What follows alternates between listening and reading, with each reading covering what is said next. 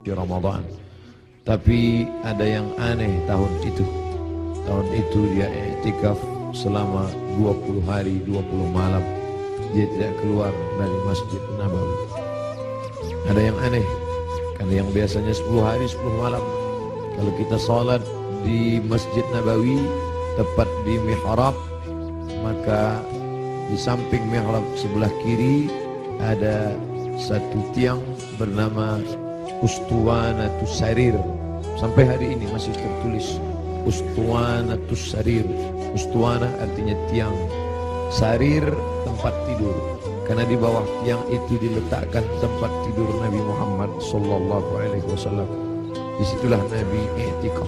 Di samping Ustuwanatus Sarir ada namanya Ustuwanatul Haris, tiang Haris artinya penjaga. Disitulah tegaknya penjaga Nabi, yaitu Sayyidina Ali ibni Abi Thalib radhiyallahu anhu. Di Ustuwanatus Sarir itulah sahabat melihat ketika Nabi terjaga dari tidurnya, bangkit dari berbaringnya, nampak berbekas di pundaknya, yaitu bekas anyaman pelepah korma yang dijadikan sebagai alasnya. Lalu sahabat ingin membelikannya kasur yang empuk, firash, permadani yang lembut, tapi Nabi mengatakan itu tak layak bagiku. Biarlah aku berada di atas anyaman pelepah korma ini saja, berbekas di pundak kulit yang lembut. Betapa malunya kita yang melekatkan tubuh ini di atas kain yang lembut. Di bawah kain lembut itu ada kasur yang tebal. Di bawah kasur yang tebal itu ada lagi alas yang tinggi. Lalu kemudian kita meminta kepada Allah, wa adkhilnal jannata ma'al abrar, masukkan kami ke dalam surga bersama orang-orang baik, bersama Nabi Muhammad sallallahu alaihi wasallam. Sementara dia berbekas pundaknya karena beralaskan alas yang keras, pelepah korma yang dianyam yang menjadi alas pundaknya yang lembut. Begitulah kehidupan dia. 20 hari 20 malam dia beriktikaf, tidak keluar sama sekali dari Masjid Nabawi. Ma baina baiti wa mimbari, antara rumahku dan mimbarku raudhatun min riyadil jannah, salah satu dari taman-taman surga. Selesai bulan Ramadan, masuk bulan Syawal. Selesai bulan Syawal, masuk Zulqa'dah. Selesai Zulqa'dah, masuk Zulhijjah. Di bulan Zulhijjah beliau melaksanakan haji yang sebelumnya sudah difardukan, tapi barulah dilaksanakan haji tahun itu, disebut dengan haji wada. Wada, selamat tinggal, karena memang setelah itu Nabi meninggal dunia. Maka pada haji wada itu dia pergi ke tanah suci Makkah Al-Mukarramah. Ada yang unik, ada yang aneh.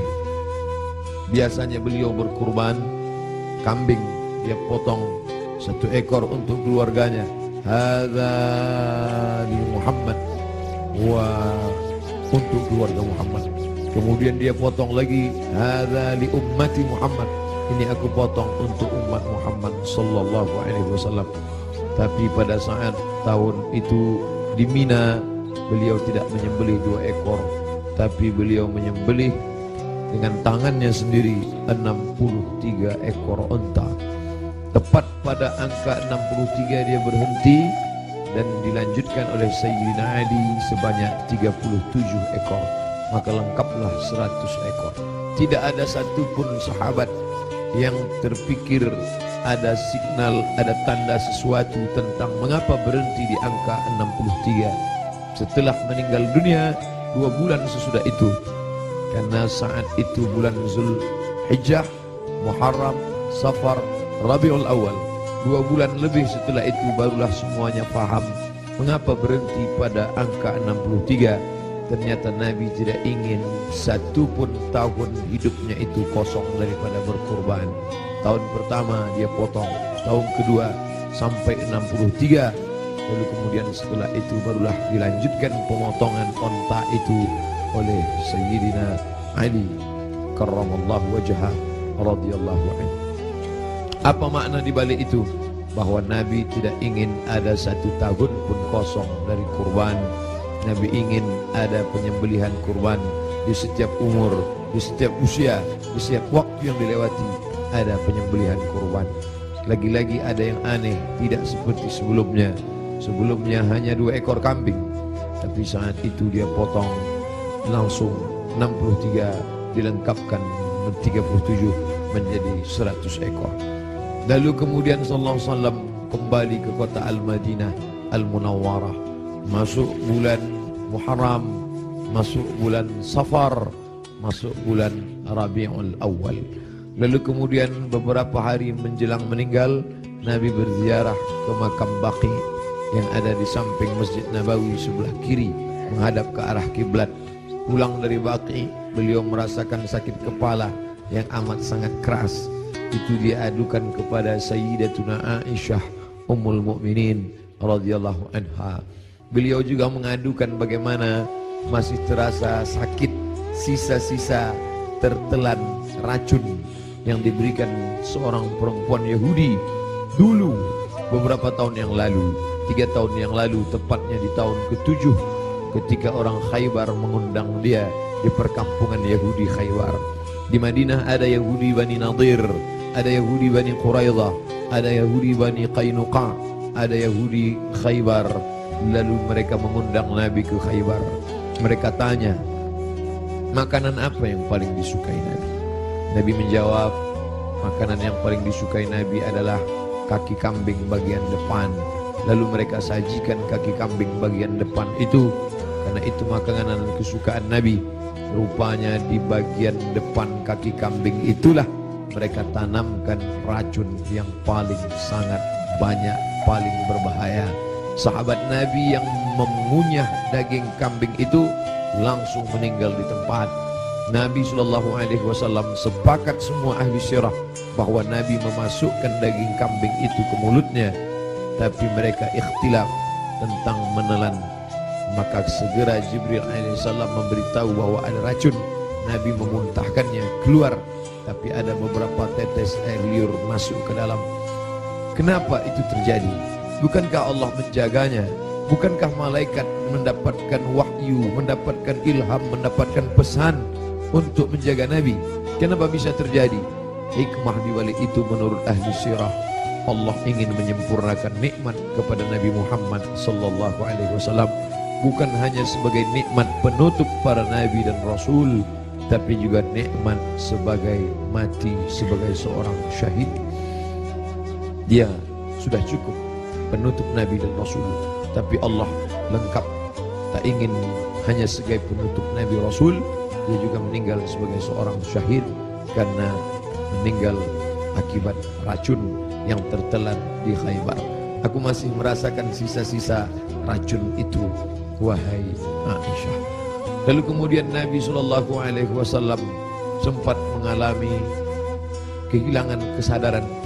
Lalu sahabat mengambilkan air yang disimpan di dalam khirbah kulit kambing yang dijahit, sampai tidak keluar air dari kulit kambing itu karena ketat jahitannya. Lalu kemudian disiramkan ke wajah Nabi Muhammad sallallahu alaihi wasallam. Ketika air itu disiramkan ke wajah Nabi, Nabi pun tersadar. Dan saat Nabi tersadar, apa yang dia inginkan? Biasanya orang kalau sudah pingsan, dia inginkan makanan, dia inginkan kenikmatan, dia inginkan sesuatu. Tapi Nabi SAW menginginkan solat berjamaah, dibawa ke Masjid Nabawi. Tapi saat itu keadaannya lemah, kakinya terseret, dia dipapah oleh sahabat Nabi, oleh Sayyidina Ali radhiyallahu an bersama Fadl ibnu Abbas. Satu di sebelah kiri, satu di sebelah kanan. Mereka memegang tangan Nabi, kedua tangan Nabi di pundak Ali dan Fadl. Kedua ini adalah saudara, seperti saudara kandung. Nabi anak tunggal sendirian, dia tidak punya saudara kandung, tapi ayahnya punya saudara kandung. Ayah Nabi bernama Abdullah, Abdullah punya saudara bernama Abbas, Abbas punya anak laki-laki, itulah dia Fadl bin Abbas. Abdullah punya saudara kandung bernama Abu Talib, Abu Talib punya anak laki-laki bernama Ali. Ayah mereka adik-beradik kandung, Abdullah, Abbas, Abu Talib. Abu Talib punya anak Ali, Abdullah punya anak Muhammad, Abbas punya anak Fadl. Ketiga anak laki-laki ini bersaudara kandung, satu nasab dengan datuk mereka Abdul Muttalib. Abdul Muttalib anak Hashim, Hashim anak Abdi Manaf, Abdi Manaf anak Qusay, keturunan Kilab Lu'ay Fihir, cucu cicit daripada Ismail, anak kandung Ibrahim alaihissalam. Maka pada saat itu saudara yang seperti kandung ini memapah Nabi, membawa ke Masjid Nabawi. Nabi tetap tidak meninggalkan sholat berjamaah. Sampai pada akhirnya beliau tidak lagi sanggup mampu untuk membimbing sholat berjamaah, maka beliau minta Sayyidina Abu Bakr As-Siddiq radhiyallahu an untuk membimbing sholat berjamaah. Itulah muncul ijtihad sahabat. Mengapa yang menjadi khalifah setelah Nabi itu Abu Bakar? Kenapa bukan Umar? Karena ada signal seperti semacam pemberitahuan secara rahasia bahwa setelah Nabi meninggal, kepemimpinan akan jatuh pada Abu Bakar Siddiq. Karena imamah ada dua, imamatun sughra, imam kecil, imam salat, imamatun kubra, imam besar, pemimpin negeri. Kalau sudah imam kecil, pemimpin salat, menunjukkan tanda itu juga menjadi imam besar, imam pemimpin negeri. Maka ketika Abu Bakar Siddiq yang diminta sebagai pengganti imam saat Nabi sakit, seolah-olah seperti signal pertanda Nabi memberikan ridha, nanti setelah meninggal Abu Bakar Siddiqlah yang akan memimpin kepemimpinan politik. Maka berbaiatlah sahabat setelah Nabi SAW meninggal. Salat dipimpin oleh Abu Bakar Siddiq radhiyallahu anhu. Sahabat menunggu, Nabi tak juga keluar. Ternyata signal itu diberikan kepada Abu Bakar. Abu Bakarlah yang memimpin salat. Sampai akhirnya pada suatu ketika Nabi membuka tirai jendela dari samping kamarnya bersama Aisyah yang langsung tembus ke Masjid Nabawi. Sahabat sudah tegak berdiri. Sahabat menunggu bahwa akan dipimpin oleh Nabi, tapi mereka faham Nabi tidak dapat berjalan. Nabi tetap berada di kamarnya. Nabi hanya melihat dari balik jendela, dari pertanda wajahnya, dari anggukan kepalanya. Sadarlah mereka bahwa Nabi memberikan signal, solatlah bersama Abu Bakar Siddiq. Nabi tetap berada di kamarnya karena dia tidak bisa ikut serta bersama para sahabat yang akan melaksanakan solat. Lalu kemudian dibawa oleh Fadl dan Abu Bakar, dibawa oleh Fadl dan Ali, diberikan kekuatan oleh Allah Subhanahu wa taala. Nabi naik ke atas mimbar tepat pada hari Rabu. Hari Rabu terakhir, Kamis, Jumat, Sabtu, Ahad, Senin, 5 hari menjelang meninggal. Nabi naik ke atas mimbar. Sampai di atas mimbar, apa kata Nabi sallallahu alaihi wasallam? Man kuntu jalattu lahu dhahran. Siapa yang pundaknya pernah aku cambuk, saat aku mencambuk onta, lalu ujung cambuk itu terkena pundaknya karena dia berada di balik onta, di balik kuda, di balik keledai, di balik bukit, terkena ujung cambuk itu. Lalu dia merasa sakit hati, tapi dia tidak mau menuntut karena dia segan, karena aku seorang nabi. Man kuntu jalattu lahu dhahran. Siapa yang pundaknya pernah aku cambuk, hadza dhahri, ini pundakku, ini pundak Muhammad. Falyastaqit minhu, silakan balas. Sahabat semua terdiam. Sahabat tahu masa-masa perpisahan itu pasti akan datang. Nabi minta maaf. Siapa yang kulitnya pernah aku sakiti, ini pundakku, silakan balas. Semua sahabat terdiam. Man kuntu syatamtu lahu irdan. Siapa yang pernah cakap kasar menyinggung perasaannya.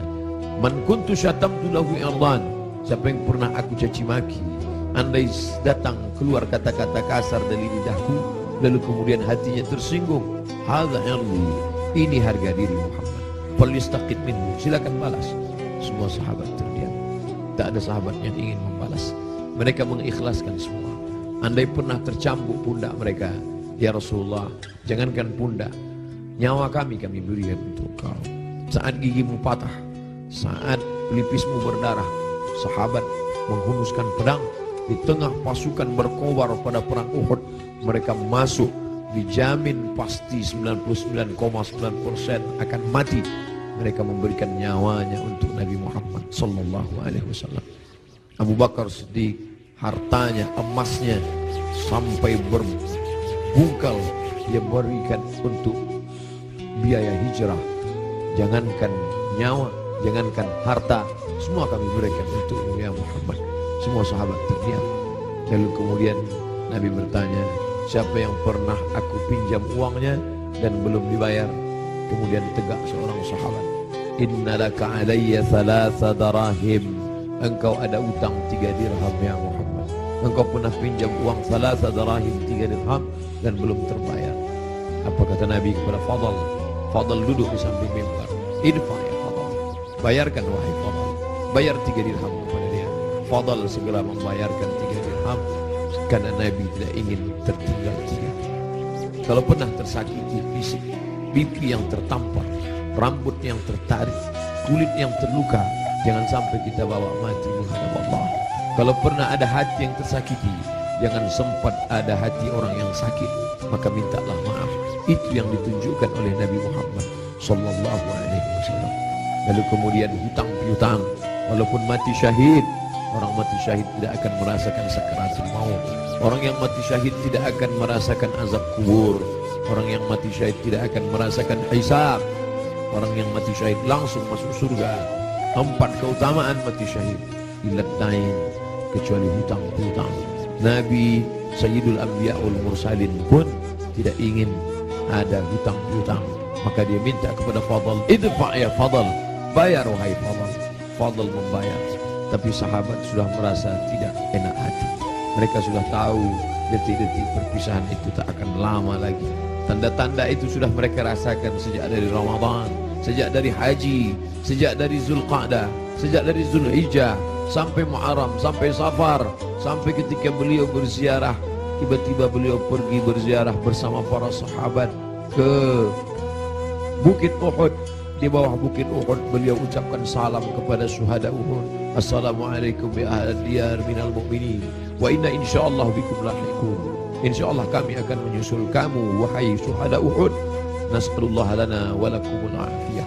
Sahabat mengerti, nampaknya seperti ucapan perpisahan, seakan-akan ucapan wada. Nabi akan meninggalkan mereka tak lama lagi. Lalu kemudian sampailah mereka melihat sakitnya Nabi. Akhirnya dia terbaring dan dia memilih kamar bersama Aisyah, karena kamar itulah yang paling dekat dengan mihrabnya, hanya lebih kurang 22 meter saja. Di sini mihrabnya, di samping mihrab mimbarnya, di samping kiri menghadap ke kiblat, disitulah kamarnya. Antara jarak yang begitu dekat. Biasanya Bilal mengetuk pintu karena Nabi salat qabliyah di kamar. Nabi tidak salat qabliyah di dalam masjid. Nabi salat qabliyah di kamar. Bilal biasanya mengetuk pintu, bertanya, sudah bolehkah iqamat wahai Rasulullah? Kalau Rasulullah mengatakan aqimis salah, iqamatlah Bilal. Barulah Bilal berani, Allahu Akbar, Allahu Akbar, asyhadu an la ilaha illallah, asyhadu anna Muhammadar Rasulullah, hayya 'alas salah, hayya 'alal falah, qad qamatis salah, qad qamatis salah, Allahu Akbar, Allahu Akbar, la ilaha illallah. Tapi hari itu tidak ada signal dari Nabi, karena Nabi berada di kamar. Dipapah pun tak juga sanggup berdiri. Sampai akhirnya datanglah Sayyidatuna Fatimah masuk ke dalam kamar Nabi sallallahu alaihi wasallam. Nabi membisikkan sesuatu ke telinga Fatimah. Fatimah tersenyum.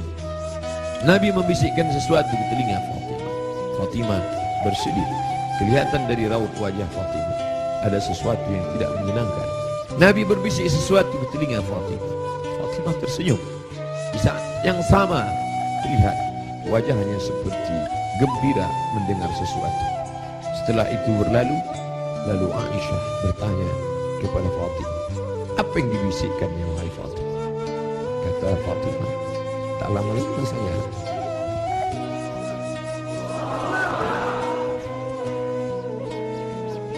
tak lama lagi masanya aku akan menghadap Allah SWT. Inilah masa-masa terakhir aku akan bersama dengan kalian. Kenapa Fatimah tersenyum? Karena Nabi berbisik, engkau adalah orang pertama yang akan menyusul di antara keluarga. Engkau adalah orang pertama yang akan bersama dengan engkau adalah orang pertama yang akan menyusul aku dari keluargaku. ucapan Nabi itu benar. Tidak ada yang lebih daripada itu, bahwa setelah Nabi SAW meninggal 6 bulan lamanya, tak lama, hanya 6 bulan saja setelah itu, Sayyidatuna Fatimah menyusul Nabi Muhammad SAW. Anaknya dikatakan Nabi, Innal Hasan wal Husain Sayyida Syababi Ahlil Jannah. Sesungguhnya Sayyidina Al-Hasan, Sayyidina Al-Husain adalah 2 pemimpin pemuda surga. Pemuda-pemuda yang salat subuh ini, pemuda-pemuda ahli surga ini akan dipimpin oleh Sayyidina Al-Hasan, Sayyidina Al-Husain. Fatimah Sayyidatu Nisa'i Ahlil Jannah, perempuan-perempuan yang hadir di majlis ilmu ini, perempuan-perempuan salihah yang hidup bersama kita saat ini, mereka akan masuk surga dipimpin oleh Sayyidatu Nisa'i Ahlil Jannah, yaitu Khadijah, yaitu Sayyidatuna Fatimah, buah pernikahan Nabi dari Sayyidatuna Khadijah Al-Kubra. Itu yang membuat Fatimah tersenyum. Bagaimana rasanya ketika kebahagiaan bersatu dengan kesedihan? Satu sisi merasa bersedih karena akan berpisah dengan Nabi, tapi ternyata perpisahan itu tidak lama, Fatimah. Perpisahan itu tidak lama, Fatimah. Hanya sekedar 6 bulan saja. Setelah itu engkau akan menyusul. Engkau akan menyusul. Allahumma salli ala Sayyidina Muhammad. Allahumma salli ala Sayyidina Muhammad. 14 abad yang lalu kisah itu terjadi, tapi seakan-akan kita bersama dalam ruangan itu, bersama Aisyah, bersama Fatimah. Mudah-mudahan kesusahan kita ini akan membuat kita dekat dengan Nabi SAW. Tidak ada yang bisa menguatkan jiwa kita selain daripada takbir Allahu Akbar. Jangan biarkan jiwa ini larut bersama kesedihan. Tidak layak untuk sedih, karena orang-orang beriman dia mesti kuat. Allah bersama dia, Rasulullah SAW selalu bersama dia. Kita tetap berselawat, kita tetap agungkan Allah. Mengapa kita mesti rapuh? Mengapa kita mesti bersedih? Orang beriman itu, ala inna awliya Allah, ketahuilah wali-wali Allah, orang-orang yang menolong agama Allah, la khaufun alaihim wa lahum yahzanun. Tak ada takut dalam hati mereka, tak ada takut dalam jiwa mereka. Wa lahum yahzanun, mereka tidak bersedih hati. Yang tidak boleh hanya memukul-mukul pipi, menarik-narik kantong, menarik-narik rambut, menyobek-nyobek baju. Laisa minna man darabal khudud wa syaqqal juyub. Siapa yang memukul pipi, siapa yang menarik rambut, siapa yang merobek kantong, bukan umat Muhammad sallallahu alaihi wasallam. Adapun meneteskan air mata ketika anaknya Ibrahim meninggal dalam usia 18 bulan. 18 bulan umur anak kesayangan itu meninggal, meleleh air mata Nabi. Kenapa engkau menangis ya Rasulullah? Ama tarda ya Rasulullah? Apakah engkau tidak ridha atas ketetapan Allah ini? Aku ridha, kata Nabi. Lalu kalau ridha, kenapa engkau menangis? Ungkapan kasih sayang. Air mata ungkapan kasih sayang. Kita bukan marah kepada Allah, kita bukan tidak senang. Ini bukan niyahah, ini bukan ratapan, ini bukan majelis ratapan. Ratapan adalah sumpah serapah. Mengapa anakku yang meninggal? Mengapa menantuku yang meninggal? Mengapa suamiku yang meninggal? Kita tidak meratap. Majelis ratapan dicela, dimurkai oleh Allah dan Rasulullah. Kita tidak meratap. Ini air mata kesedihan, ini air mata kasih sayang. Selama mulut tidak menyumpah serapah. Da'wurna, kata Nabi, ketika ada beberapa perempuan yang menangis bersama Nabi berjalan, Sayyidina Umar radhiyallahu anhu. Lalu apa kata Umar? Da'wurna, biarkan mereka menangis. Ungkapan kasih sayang. Selama tangan tidak memukul pipi, selama tangan tidak menarik rambut, selama mulut tidak berkata sumpah serapah, maka biarkan. Bahkan ketika Nabi memegang jenazah Uthman ibnu Maz'un, menetes air mata Nabi, jatuh ke pipinya, jatuh ke janggutnya, jatuh ke bawah sampai ke wajah Uthman bin Maz'un, menunjukkan air mata itu banyak. Nabi menangis. Nabi hatinya lembut. Menangis adalah ungkapan kasih sayang. Menangis adalah ungkapan kesedihan. Menangis adalah ungkapan keridhaan. Menangis adalah ungkapan melepaskan jiwa yang tertahan, tapi kita tidak larut dalam tangisan itu. Nabi berbaring, lalu kemudian ditutupi wajahnya, ditutupi dengan kain, tapi perlahan dia bukakan. sampai akhirnya tangan itu tidak bisa bergerak. Lalu kemudian Sayyidatuna Aisyah radhiyallahu anha membacakan Al-Fatihah. Bismillahirrahmanirrahim. Alhamdulillahirabbil alamin. Arrahmanir rahim. Maliki yaumiddin. Iyyaka na'budu wa iyyaka nasta'in. Ihdinas siratal mustaqim. Shiratal ladzina an'amta 'alaihim ghairil maghdubi 'alaihim waladdallin. Dibacakannya qul huwallahu. Bismillahirrahmanirrahim. Qul huwallahu ahad, Allahus samad, lam yalid wa lam yulad wa lam yakul lahu kufuwan ahad. Qul huwallahu ahad, Allahus samad, lam yalid wa lam yulad wa lam yakul lahu kufuwan ahad. Qul huwallahu ahad, Allahus samad, lam yalid wa lam yulad wa lam yakul lahu kufuwan ahad. Dibacakannya qul a'udzu falaq, qul a'udzu bil falaq, min syarri ma khalaq, wa min syarri ghasiqin idza waqab, wa min syarri naffatsati fil 'uqad, wa min syarri hasidin idza hasad. Dibacakannya qul a'udzu bin nas, malikin nas, ilahin nas, min syarril wasil khannas, alladzi yughshi fi sudurin nas, minal jinnati wan nas. Lalu telapak tangan Nabi ditiupkan, ayat-ayat yang sudah dibacakannya itu yang penuh berkah ditiupkannya ke telapak tangan Nabi. Padahal mestinya kita yang membacakan, kita tiupkan ke telapak tangan kita, lalu kita usapkan ke wajah orang yang sakit. Tapi Sayyidatuna Aisyah tidak ingin melangkahi. Ada tangan yang lebih berkah daripada tangannya, ada tangan yang lebih mulia daripada tangannya. Itulah tangan Sayyidul Ahlil Jannah, Sayyidina wa Maulana Muhammad sallallahu alaihi wasallam. Ditiupkan ke telapak tangannya, lalu diusapkan ke wajah Nabi Muhammad sallallahu alaihi wasallam. Aisyah melihat di wajah Nabi seperti menginginkan sesuatu.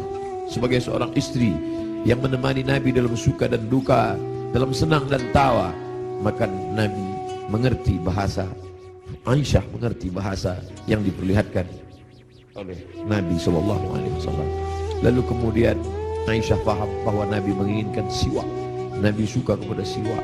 Laula an asyqa ala ummati, kalau tidak memberatkan bagi umatku, la amartuhum bisiwak, pasti aku perintahkan mereka bersiwak inda kulli shalah, dalam setiap salat. Lalu kemudian Aisyah mengambil siwak, lalu merobek ujung kulit siwak dan mengunyahkannya agar ujung siwak itu keluar serabutnya. Lalu kemudian diberikan, diletakkan ke bibir Nabi sallallahu alaihi wasallam. Air liur terakhir yang bersatu dengan mulut Nabi sallallahu alaihi wasallam adalah air liur yang digigitkan oleh Sayyidatuna Aisyah ke ujung siwak, lalu diberikan. Tampak senyum di wajah Nabi sallallahu alaihi wasallam. Makin lemah. Hari Senin, saat yang amat sangat menyedihkan, Nabi makin lemah. Nabi berkata, apa kata Nabi sallallahu alaihi wasallam? As-salah, as-salah. As-salah, as-salah. Salat. Wa ma malakat aymanukum, dan budak hamba sahaya. As-salah, simbol tentang hubungan hablum minallah. Jangan pernah putus. Jangan pernah putus salat. Jangan tinggalkan salat. Jangan tinggalkan masjid. Pesan Nabi itu, kita tidak hanya sekedar larut meneteskan air mata, tapi juga kita menjalankan sunnah Rasulullah sallallahu alaihi wasallam. Beginilah ramainya umat Muhammad sallallahu alaihi wasallam. Wahai Abdul Samad, mereka datang bukan karena engkau. Wahai pengurus masjid, mereka datang bukan karena engkau. Mereka datang karena ingin melaksanakan pesan terakhir Nabi, as-salah, as-salah, as-salah. Salat. Wa ma malakat aymanukum, hamba sahaya. Orang yang paling lemah, rendah levelnya, budak hamba sahaya. Nabi tidak mengatakan jaga ibumu, karena kalian pasti menjaga ibu kalian. Jaga ayahmu, karena kalian pasti menjaga ayah kalian. Jaga istrimu, karena kalian menjaga. Tapi ada orang yang paling lemah, paling rendah, budak hamba sahaya. Jangan kalian sia-siakan. Jangan kalian hardik. Jangan kalian susahkan mereka. Jangan kalian buat mereka seperti kuli. Jangan buat mereka. Nabi mengajarkan membebaskan budak hamba sahaya. Akhirnya hari ini tidak ada lagi perbudakan, tidak lagi hamba sahaya, tapi pembantu-pembantu kalian. Jangan kalian makan gajinya. Jangan kalian makan titik puluh keringatnya. Supir kalian, security kalian, orang yang menggali parit untuk mencari makan, pekerja kalian.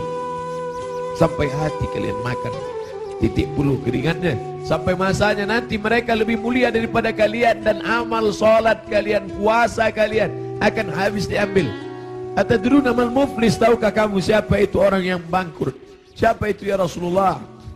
Mayati yaumal qiyamati bi salatin, orang yang datang menghadap Allah dengan salat yang banyak, wa siyamin, puasanya banyak, wa zakatin, zakatnya banyak, haji umrohnya banyak, tapi dia sudah menganiaya orang lain. Qad syatama hadza, mencaci maki si fulan, wa daraba hadza, menempeleng si fulan, wa akala mala hadza, memakan harta si fulan, wa syatama hadza, mencaci maki si fulan.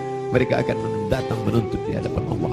Nabi berpesan, as-salah, as-salah, jaga salat, jaga salat, jangan tinggalkan salat. Wa ma malakat aymanukum, budak kalian, hamba sahaya kalian. Hari ini tidak lagi ada hamba sahaya, tapi ada orang-orang lemah di sekitar kita. Anak yatim di antara kalian, jaga. Fakir miskin di antara kalian, jaga. Janda-janda tua, suaminya sudah meninggal, hidup sebatang kara, anaknya tidak lagi ada, jaga. Jangan sampai mereka kelaparan. Mereka orang-orang yang al-mustad'afun, orang-orang lemah, berada di bawah kekuasaan kalian, maka tolong bantu mereka. Apa kata Nabi sallallahu alaihi wasallam sebelum dia meninggal? La'anallahu al-yahud wan nasara. Allah melaknat Yahudi dan Nasrani. Kenapa? Ittakhadhu qubur anbiya'ihim masajid. Mereka menjadikan kubur nabi-nabi dan orang soleh di antara mereka, mereka robah menjadi masjid, mereka robah menjadi tempat ibadah. Nabi melarang. La'anallahu al-yahud wan nasara. Allah melaknat Yahudi dan Nasrani. Ittakhadhu qubur anbiya'ihim masajid. Alhamdulillah, sampai hari ini tidak ada satupun orang Islam di dunia ini yang meratakan kubur dengan tanah, lalu di atas kubur itu dibangun masjid sebagai tempat ibadah. Tidak ada. Di bawah lantai ini tidak ada kuburan. Andai ada kubur di bawah lantai ini, maka kita sudah melanggar peringatan terakhir. Detik-detik menjelang Rasul meninggal, biasanya orang meninggal akan menyampaikan pesan-pesan penting. Hari itu dia lepaskan semua. Budak-budak hamba sahayanya dia merdekakan semua. Tombaknya, pedangnya, baju besinya dia wakafkan semua fisabilillah. Tidak ada yang melekat pada tubuhnya. Dia ingin mati menghadap Allah Subhanahu wa taala dalam keadaan bersih sebersih-bersihnya. Tapi pesan-pesan ini penting. Dia tidak ingin ada orang membangun makam menjadi tempat ibadah, lalu kemudian orang beribadah di sana, sholat di atasnya. Adapun ada makam di samping kiri masjid, di samping kanan masjid, ada dinding, ada jalan, maka itu tidak termasuk menjadikan makam sebagai masjid. Yang dilarang hanyalah meratakan makam lalu dibangun masjid di atasnya. Laknat Allah, laknat Rasulullah kepada mereka yang melakukan itu. Dan kita tidak ada satupun yang melakukan itu. Masjid kita bersih daripada ini. Sampai akhirnya saat petang hari Nabi mulai mengatakan, apa kata Nabi SAW? Ma'an nabiyyin was-siddiqin was-syuhada was-salihin wa hasuna ulaika rafiqa. Ma'an nabiyyin, akan bersama dengan para nabi, Adam, Idris, Nuh, Hud, Saleh, Ilyas, Ilyasa, Zakaria, Musa, Yahya, Ayub, Sulaiman, Zulkifli. Mereka sudah lama menantikan saat Isra Mi'raj bertemu di langit pertama, bertemu di langit kedua, bertemu di langit ketiga. Bahkan wa antal imam, engkau yang menjadi imamnya saat salat di Masjidil Aqsa. Tapi ini pertemuan bukan antara hidup dengan mati, tapi pertemuan antara orang yang sudah meninggalkan kehidupan. Ma'an nabiyyin, akan bersama dengan para nabi, was-siddiqin, akan bersama dengan para siddiqin, orang-orang yang benar, was-syuhada, akan bersama dengan orang yang mati syahid, was-salihin, akan bersama dengan orang-orang yang soleh. Wa hasuna ulaika rafiqa, mereka itulah sebaik-baik teman.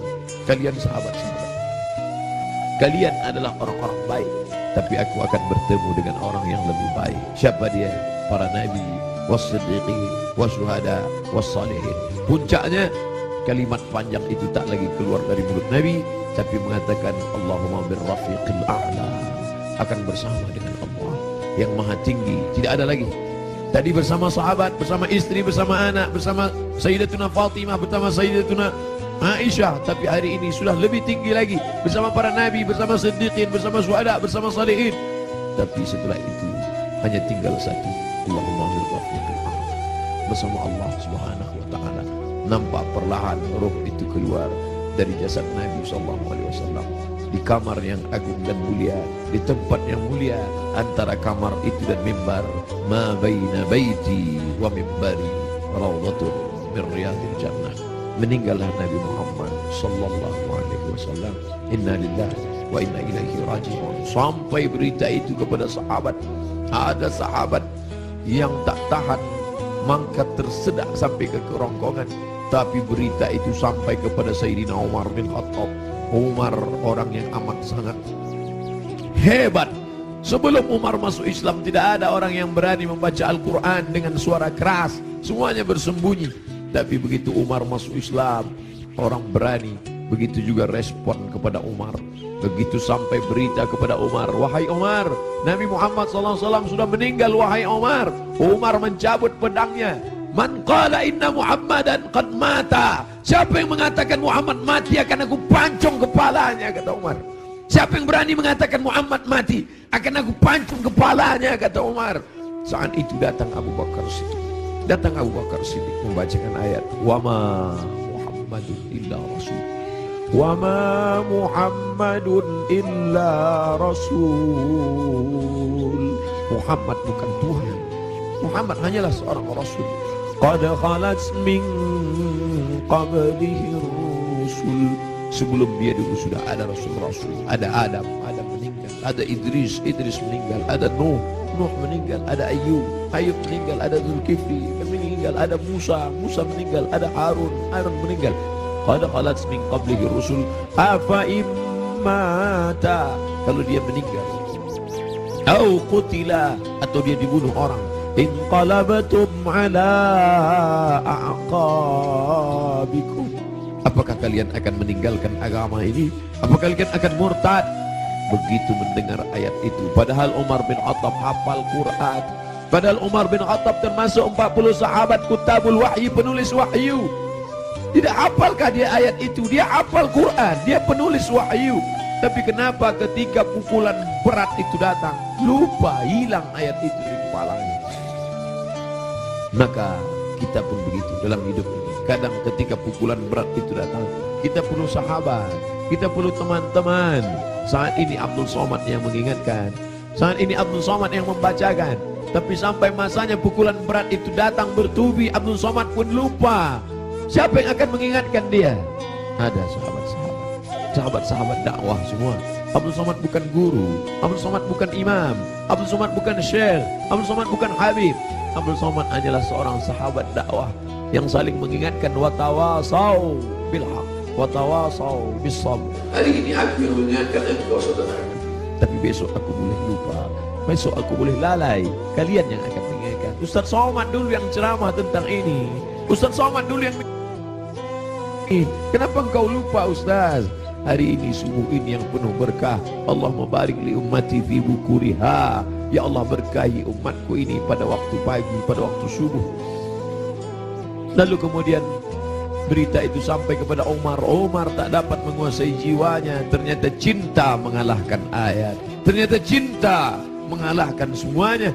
Tapi ada orang tua yang santun membuat pedang itu terjatuh. Bagaimana dengan sahabat yang lain? Bilal tidak sanggup tinggal di kota Al-Madinah Al-Munawwarah. Bagaimana mungkin dia bisa sanggup tinggal di sana? Setiap subuh dia akan mengetuk pintu itu. Dan mulai besok Selasa, kalau dia ketuk pintu itu tidak ada lagi yang keluar dari kota. Bagaimana mungkin dia sanggup tinggal di sana? Dia tinggalkan kota Madinah.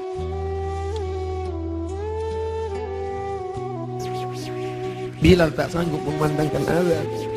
Bilal pergi ke negeri Syam. Dia tinggalkan kota Al-Madinah Al-Munawwarah. Dia pergi ke negeri Syam. Sampai akhirnya Anas bin Malik pergi pindah ke Basrah. Anas bin Malik sahabat yang terakhir meninggal di Basrah tahun 93 tahun 94 Hijrah. Mereka tidak sanggup. Mereka tidak sanggup tinggal di sana. Sebagian sahabat menetap karena kekuatan iman, kekuatan cinta. Tapi sebagian sahabat juga harus menghindar jauh karena kerinduan yang begitu mendalam. Sampai akhirnya Bilal tetap menetap di sana. Sampai akhirnya Umar merasa perlulah Bilal kembali sekali-sekali.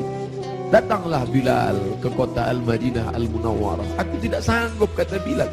Bagaimana aku akan mengumandangkan azan di sana? Yang biasanya kalau aku mengumandangkan azan, setelah itu aku iqamah. Kalau aku iqamah ada yang keluar dari kamar itu. Nanti kalau aku iqamah tidak ada yang keluar dari sana. Tidak sanggup aku. Sampai akhirnya datang Sayyidina Al-Hasan, Sayyidina Al-Husain. Bilal tidak sanggup menolak. Ini yang meminta adalah cucu Nabi Muhammad sallallahu alaihi wasallam. Datanglah Bilal ke kota Al-Madinah. Kami tahu cintamu kepada Nabi luar biasa. Kami tahu engkau bersama dengan Nabi sallallahu alaihi wasallam. Kami tahu bahwa engkau amat sangat kagum besar cintamu. Tapi datanglah. Bilal tak sanggup menolak. Yang akan dia temui ini bukan orang biasa, tapi cucu yang mengalir darahnya dalam darah mereka. Maka dia datang. Hari itu Bilal datang ke kota Al-Madinah. Bilal mengumandangkan azan subuh. Terdengar suara Bilal. Allahu Akbar, Allahu Akbar. Sahabat mendengar suara yang tak pernah mereka dengar. Itu suara orang yang dulu ketika azan berkumandang pasti Nabi akan keluar. Kalau begitu Nabi hidup lagi, kata mereka. Itu dulu suara, dulu sudah lama kami tak mendengar suara itu. Berarti dia sekarang sedang berada di Madinah. Berarti dia sedang datang sekarang. Kami ingin mendengarnya. Kami ingin ramai sahabat Nabi datang berbondong-bondong. Ramai mereka datang ke Masjid Nabawi karena mereka yakin dan percaya kalau suara itu keluar Nabi pasti akan datang. Tapi ternyata tidak. Ketika Bilal mengumandangkan azan, mereka hanya berjumpa dengan Bilal. Mereka hanya berjumpa dengan Sayyidina Husain, cucu Nabi sallallahu alaihi wasallam. Kita tak pernah bersedih. Kita tak pernah bersedih. Kita hanya mengucapkan setiap hari Assalamu alayka ayyuhan nabiyyu wa rahmatullahi wa barakatuh. Nanti kalian akan minum dari telaga ini. Nabi naik ke atas mimbar, aku lihat ada telaga, kata Nabi. Ada telaga Haud dan kalian akan minum di sini. Siapa yang minum dari sana ya Rasulullah? Ikhwani, ikhwani, saudaraku akan minum dari sana. Kamikah itu ya Rasulullah? Enggak. Antum ashabi, kalian sahabat. Kalian sahabat. Kalian sahabat. Yang akan minum nanti di sini ikhwani. Siapa itu ya Rasulullah? Amanu bi wa lam yarawni. Mereka beriman kepadaku padahal tak pernah melihat aku. Mudah-mudahan kita termasuk di sana. Aku bukan orang Arab.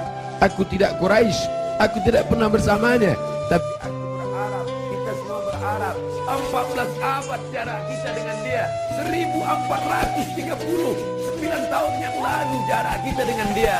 Dia sudah memikirkan kita, patah giginya, berdarah pelipisnya, berdarah kakinya. Sahabat berkata, engkau punya doa mustajab ya Rasulullah, engkau punya doa makbul ya Rasulullah. Kau doa sekali saja rata mereka dengan tanah. Kau doa sekali saja mati mereka ya Rasulullah. Mintakan doa itu ya Rasulullah. Allahumma salli ala Sayyidina Muhammad. Sekali saja engkau berdoa ya Rasulullah, akan mati mereka semua. Kata Rasulullah, tidak. Doa itu aku simpan. Untuk siapa? Untuk kalian nanti di padang mahsyar. Aku simpan doa itu syafaatan li ummati. Dia pikirkan kita 14 abad yang lalu. Apa yang kita lakukan untuk agamanya ini? Apa yang sudah kita buat? Orang-orang kaya, tolonglah agama Allah ini. Kalian dirikan MDA. Tolong fakir miskin. Air mata tidak cukup untuk menolong agama Rasulullah SAW. Pemimpin-pemimpin, raja-raja, sultan-sultan, kalian semua akan mati menghadap Allah. Satu-satunya syafaat hanyalah syafaat Rasulullah SAW. Sungguh ini, bapak-bapak dari kepolisian, bapak-bapak dari TNI, hadirin hadirat sekalian, kita semua insya Allah mendapat syafaat Nabi Muhammad SAW. Cinta kita mendalam. Abdul Somad, kau bukan siapa-siapa. Mereka mendengar kau bicara karena yang keluar dari mulutmu itu hanyalah sabda Rasulullah SAW. Kau hanya meminjam kemuliaannya. 0,001% yang dipinjamkannya ke mulutmu, kau hanya cerita tentang dia. Mereka sayang kepadamu karena dia. Allahumma salli ala Sayyidina Muhammad. Kami cinta kepada Allah, kata Yahudi. Kami cinta kepada Allah, kata Nasrani. Kami cinta kepada Allah. Qul, katakan, in kuntum tuhibbunallah, kalau memang betul kalian cinta kepada Allah, fattabi'uni, ikuti aku. Tidak ada yang diterima di akhirat kecuali orang yang mengikuti Muhammad. Asyhadu an la ilaha illallah wa asyhadu anna Muhammadan Rasulullah. Kerinduan kita kepada dia. Mereka dulu mencium wajahnya, mereka dulu mencium tapak tangannya. Apa kata Anas bin Malik, orang yang paling beruntung itu? Khadimtun Nabi 10 sinin, aku melayani dia 10 tahun lamanya. Sendalnya aku bawakan, air wuduknya aku siapkan, aku berjalan di belakangnya, aku cium tapak tangannya, lebih halus dari sutra, lebih harum, atyabu min rihil miski, lebih harum dari semerbak kasturi. Kami tidak seberuntung engkau Anas bin Malik, tapi kami ingin ikut bersamanya, dan kami ingin minum di telaga itu bersama Rasulullah sallallahu alaihi wasallam.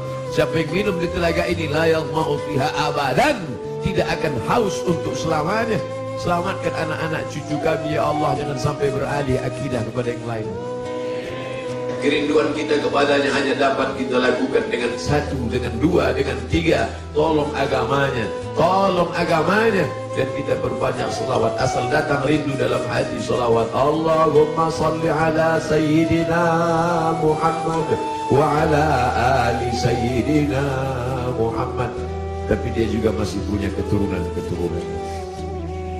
Ada keturunan-keturunan itu tetap terjaga. Para habaib kita, Habib Omar bin Hafs, para ahli bait yang ahlu sunnah wal jamaah, ahli bait yang mencintai Omar tapi juga mencintai Ali, ahli bait yang mengagungkan Ali tapi juga tidak mencaci maki Abu Bakar, Omar, Uthman. Karena ada juga yang mencaci maki Abu Bakar, Omar, Uthman. Ikutlah ahli bait, ikutlah keturunan Rasulullah sallallahu alaihi wasallam yang tidak membeda-bedakan antara sahabat. Mereka tetap berkata Abu Bakar Siddiq radhiyallahu an, Umar ibn Khattab radhiyallahu an. Para habaib, Habib Ahmad Al-Kaf, Habib Jindan, Habib Zain ibn Sumaid, para habaib yang tak mungkin saya sebutkan satu persatu. An asila ila qarabati Rasulillah sallallahu alaihi wasallam, menyambung hubungan dengan para habaib keturunan Rasulullah. Ahabbu ilayya, lebih aku cintai, min an asila ila qarabati, daripada menyambung hubungan dengan kerabatku sendiri. Motivasi itulah yang membuat al-fakir yang hina datang menjumpai Habib Rizik Syihab, mencium tangannya, memeluknya, karena dia salah satu dari bagian keturunan Rasulullah sallallahu alaihi wasallam yang berpegang teguh kepada ahlu sunnah wal jamaah. Kita muliakan mereka bukan hanya sekedar darahnya mengalir dalam darah mereka, darah Nabi ada dalam darah mereka, tapi juga karena mereka memperjuangkan syariat datuk mereka. Kita ikut bersama mereka. Yang kita inginkan adalah kita semua bersama, anak, istri, keturunan, cucu, cicit, sahabat, kerabat, jamaah, bersama dengan Nabi Muhammad sallallahu alaihi wasallam.